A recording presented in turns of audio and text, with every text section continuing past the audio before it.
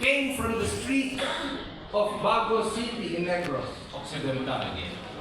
With grit, courage, and a devastating left hook, he fought his way to an Olympic silver medal and carried the hopes of an entire nation. Palakpakan po natin, Onyok Velasco. Isidro del Prado of Cagayan did not simply run. He dominated. He broke the Philippine 400-meter record 7 times and anchored relay teams that proved Filipino athletes could compete with the best in Asia. Isidro del Prado. Palakpakan po natin.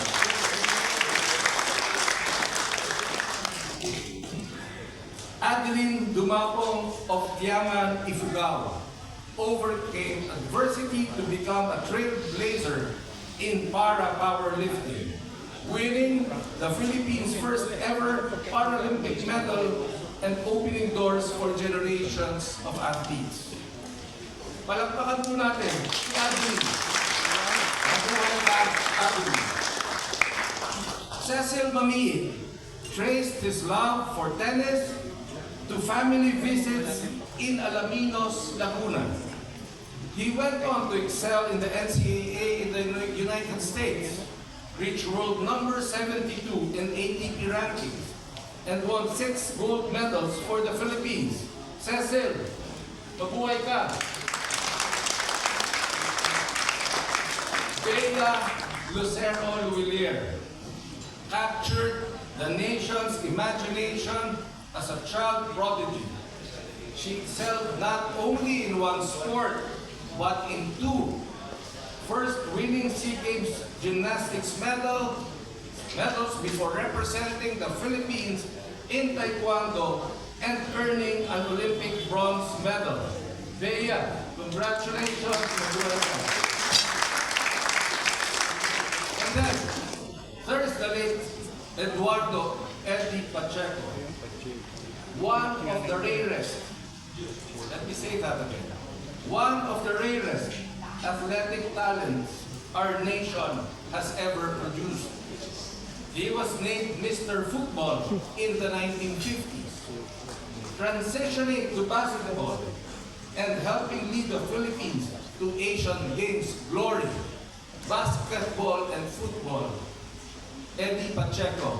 Sir Eddie, mabuhay po kayo sa different sports, different journey, one flag, one nation. Enduring examples of what it means to be a Filipino athlete. And we honor you by enshrining that more athletes like you can emerge. We are working every day to bring opportunities where the talent is. For too long, our system told young athletes from the provinces, kung gusto nyong sumikat, pumunta kayo dito sa Maynila. We are changing that narrative. The Philippine Sports Commission, under the directive of President Ferdinand Marcos Jr., is establishing regional training centers across the country, bringing opportunity closer to athletes and communities that have long been overlooked. Why? Again, because of you. Because you have shown us what happens when talent is given a chance. Because we would miss future Ramon Fernandez's, Onyok Velasco's, Adeline Dumapong's, if we continue looking in only one direction. You represent a significant shift from the dominant sports narrative that only sees athletes when they start winning. Those days are over. You have shown us the future is in grassroots, and because you paved the way, we can confidently say, follow the roads less traveled to discover the next generation of champions. So we admire you, we honor you, we will walk with you on the same journey.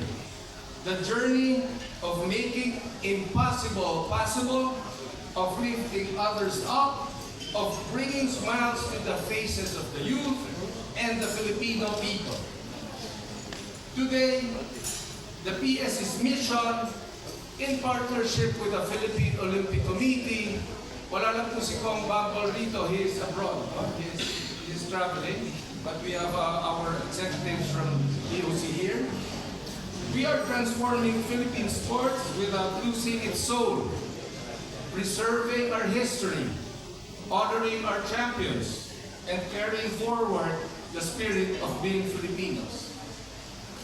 Likewise, it is the heart of Rizal Memorial Sports Complex Rehabilitation. Transformation with purpose, our legacy. For years, we looked at the Rizal Memorial as kinalimutan, napabayaan, nalaos. They thought that these places have already seen their best days. But look at them now. In the next 15 months, you will see more transformation. By end of this year, you will see a new baseball stadium. In the next 15, 18 months, you will see a new football stadium, courtesy of FIFA and PFF. You will see a new Taekwondo National Training Center beside the Ninoy Aquino Stadium, courtesy of the Philippine Taekwondo Association. And you will see a new plaza outside in front of the new SM Harrison with a walkway from the LRT station with an elevated walkway going inside Rizal, going to the new Harrison Plaza, and all of that worth more or less 250 million pesos just for the elevated walkway and the plaza at no cost to government. It is courtesy of SM Brand. Kaya naman pala, dahil nagtulungan, magsama-sama, hindi natin sinukuan ang Rizal. Hindi natin sinukuan ang alaala ng ating mga kampyon. Sa pamamagitan nito, sana maramdaman ng ating mga enshrinees kung gaano kami nagpapasalamat sa binigay ninyo para sa bansa. We can never thank you enough. We offer our gratitude tomorrow and every day after. We will strive to honor your legacy, not only with words, but through the work of building a stronger future for Philippine sports. So, kaya natin, salamat po sa suporta, hindi natin susukuan ang pangarap ng Pilipino. Because sports is a great equalizer.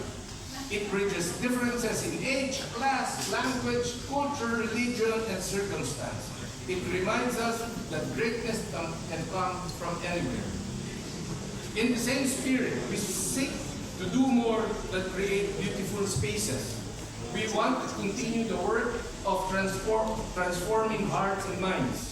Sa gitna ng lahat ng gulo sa buong mundo, it is in the spirit of transformation that allows us to keep hoping. We are very proud of you. Salamat sa inyo. Salamat sa paglaban. Salamat sa hindi pagsuko. Salamat sa puso at alak. Just like the flag you have worn so proudly, kayo ang maningning na mga bituin at araw ng bayang Pilipinas, kailan pa may hindi magdidilim. Mabuhay ang atletang Pilipino, mabuhay ang Pilipinas.